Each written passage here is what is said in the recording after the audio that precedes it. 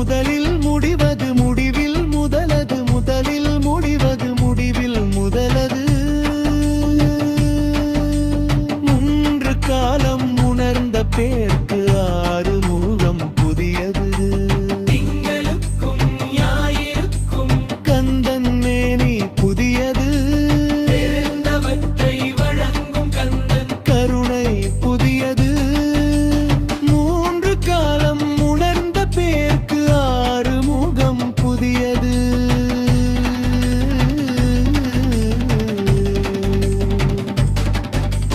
முருகன் என்ற பெயரில் வந்த அழகே என்றும் புதியது முருகன் என்ற